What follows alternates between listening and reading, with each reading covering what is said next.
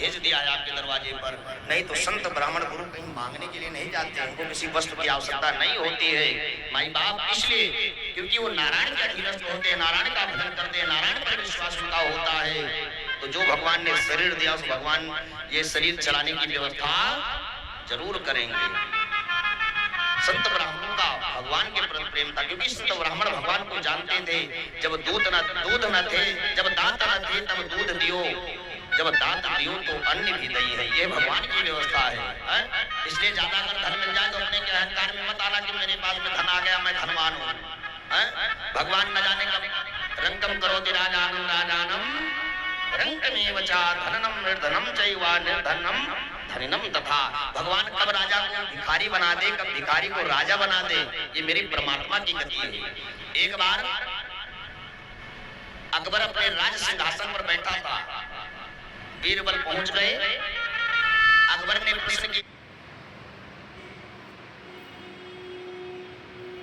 क्योंकि अकबर ब्राह्मण थे और अकबर के 9 रत्नों में एक रत्न बीरबल थे, विप्र थे, ब्राह्मण थे, विद्वान थे, वाक क्षमता थी, प्रभावित कर लेते थे बीरबल। अकबर ने कहा कि बीरबल आज मुझे जरा ये बताओ कि भगवान करते क्या है, भगवान का क्या काम है। भैया ध्यान से सुनना, क्या कहा अकबर ने कि भगवान करते क्या है, भगवान का क्या काम है। बीरबल ने कहा कि सरकार बता तो उनके लिए काम करना पड़ेगा। अगर आपको इस प्रश्न का उत्तर चाहिए तो पहले आप इस राज सिंहासन पर से नीचे उतरिए और मैं जाकर के उस राज सिंहासन पर बैठूं, तभी मैं बता पाऊंगा सरकार। बीरबल ने कहा, अकबर ने सोचा कि अगर उत्तर लेना है तो भैया कुछ ना कुछ तो करना जरूर पड़ेगा। अकबर राज सिंहासन से नीचे आया, बीरबल जाकर के राज सिंहासन पर बैठ गए। बीरबल ने प्रश्न किया, बोलिए अब आपका प्रश्न क्या है, उत्तर ये बीरबल देगा। अकबर ने वही प्रश्न किया कि बीरबल, जैसे बीरबल कहा, बीरबल ने डांट लगा दिया। किसको? अकबर को। कि अभी तक तो आप मेरे राजा थे, लेकिन आप मेरे राजा नहीं रह गए। क्यों? क्योंकि राज सिंहासन पर मैं बैठा हूँ, आप मेरे नौकर हैं, इसलिए मेरा नाम मत लीजिए, संबोधन अच्छे से करिए। अकबर हाथ जोड़ करके कहा, सरकार ये बताइए कि भगवान करते क्या है। बीरबल ने कहा कि राजन, अभी आपके नेत्र नहीं खुले, अभी मैं नीचे था, आप राज सिंहासन पर बैठे थे और मैं राज सिंहासन पर बैठा हूँ, आप नीचे बैठे हो, यही मेरे भगवान करते हैं। रंकम करोति राजानम राजानम रंक में ऊंचा। इसलिए धन आए तो ये प्रभु की कृपा समझना, लेकिन धन आ जाने के बाद में कभी अहंकार नहीं समझना। राजा बलि ने कहा, कुछ ले लो, 10 कदम ले लो, 10 पैर ले लो। भगवान ने कहा कि नाना मैं 3 पग लूंगा, वो भी संकल्प करा करके लूंगा। महाराज बगल में बैठे थे दैत्यों के गुरु शुक्राचार्य। शुक्राचार्य ने सोचा कि अब भैया मेरे शिष्य का नाश होने वाला है, मेरा शिष्य छलने वाला है। ये जो आया है बामन अंगुल का बन करके ना, ये कोई साधारण नहीं है। शुक्राचार्य ने ध्यान लगा करके देख लिया कि ये तो नारायण है, नारायण मेरे शिष्य को छलने के लिए आया है। शुक्राचार्य ने तुरंत कहा, बलि ये जो बामन अंगुल के है ना, इनको संकल्प करके भिक्षा नहीं देना, नहीं तेरे को भिखारी बना देंगे। राजा बलि ने कहा कि गुरुदेव क्यों? शुक्राचार्य ने कहा ये कोई विप्र नहीं है, कोई ब्राह्मण नहीं है, ये नारायण है। राजा बलि ने कहा कि गुरुदेव ये तो मेरा सौभाग्य है। मैंने आज तक तो सुना था कि हर व्यक्ति भगवान से मांगने के लिए जाता है, याचना करने के लिए जाता है प्रभु, लेकिन आज मेरे दरवाजे पर भगवान साक्षात भिखारी बन करके आए हैं। मैं भगवान को आज दान तो जरूर दूंगा, ये मेरे जीवन का सौभाग्य है। और ध्यान देना, केवल गुरु बन जाने से कोई गुरु, शिष्य बनाने से कोई गुरु नहीं बनता है। शास्त्रों का प्रमाण है कि हरहि शीस धन और सो के न हरहि, हरहि शीस धन सो के न हरहि, हरहि शीस धन सो के न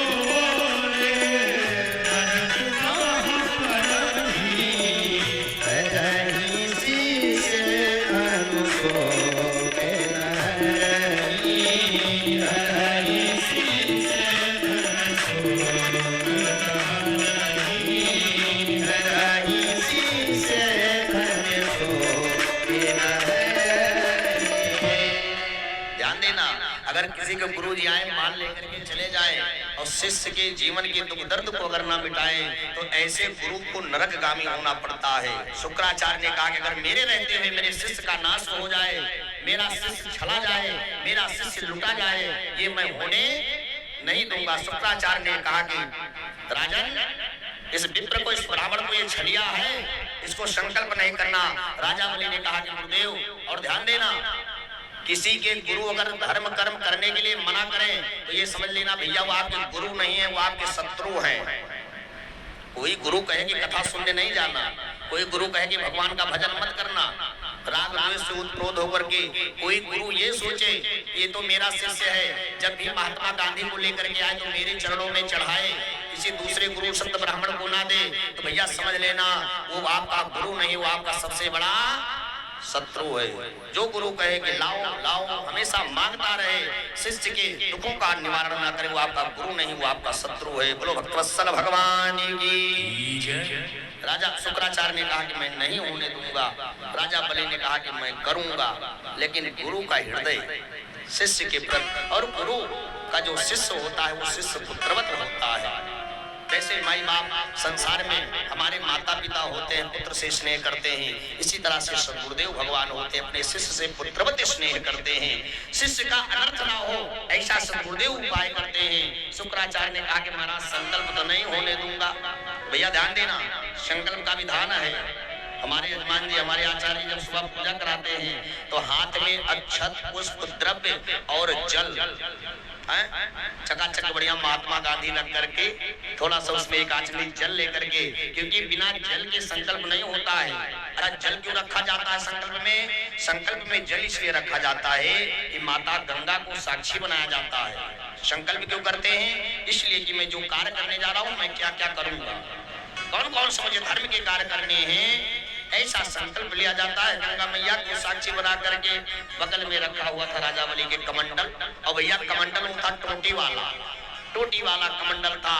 राजा बलि ने जैसे हाथ में अक्षत पुष्प को रखा, जल लेने के लिए जैसे टोटी वाला कमंडल उठाया, जल डालने ही जा रहा था, इतने समय में शुक्राचार्य छोटा सा बन गया और जाकर के टोटी के मध्य में बैठ गया।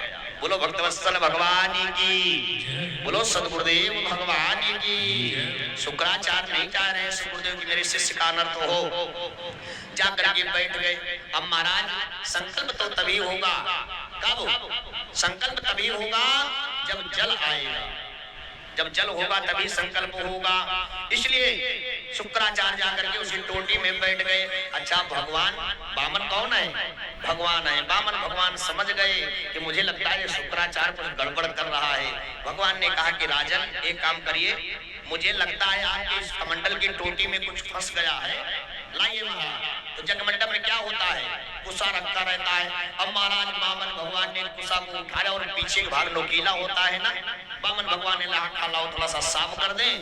बामन भगवान ने कुसा को उठा करके जैसे टोटी में डाला, महाराज शुक्राचार्य की एक आंख गोविंदाय नमो नमः, एक आंख फूल गई। अब तो महाराज शुक्राचार्य कमंडल से निकल करके और भाग पड़ा। त्राहिमाम रोते हुए रक्षा करो रक्षा करो रक्षा करो। राजा परीक्षित ने कहा कि गुरुदेव, जब शुक्राचार्य गुरु थे वो नहीं चाह रहे थे तो भगवान को आंख फोड़ने की क्या जरूरत थी? ऊपर से जल ले लेते। अरे भाई ऊपर के भाग से जल ले लेते, टोटे से जल नहीं लेते। सुखदेव ने कहा कि राजन, भगवान ने शुक्राचार्य के आंख को इसलिए फोड़ दिया क्योंकि शुक्राचार्य के नेत्र में अहंता ममता विषमता का भाव था। अगर अहंता ममता विषमता का भाव नहीं होता तो भगवान आंख नहीं फोड़ते। लो भैया, जैसे शुक्राचार्य निकल करके भगा वैसे जल हाथ में आ गया। और जब जल हाथ में आया, जब जल हाथ में आया, बामन भगवान ने आज संकल्प बोला 3 पग भूमि के लिए। कितनी पग भूमि के लिए? 3 पग भूमि के लिए। तथा सुरेंद्रेण दिवि देवता गणा गंधर्व विद्याधर सिद्धि चारणा तत्कर्म सर्वे विगृणन्त आर्जवम् प्रसून वर्षैरविसूर्विदान्वितिः। जैसे शुक्राचार्य, जैसे राजा बलि ने 3 पग भूमि का दान का संकल्प कर लिया, उसी जगमंडप के मध्य में बोलो श्री विराट स्वरूप भगवान की। भैया जैसे 3 पग भूमि का संकल्प हुआ,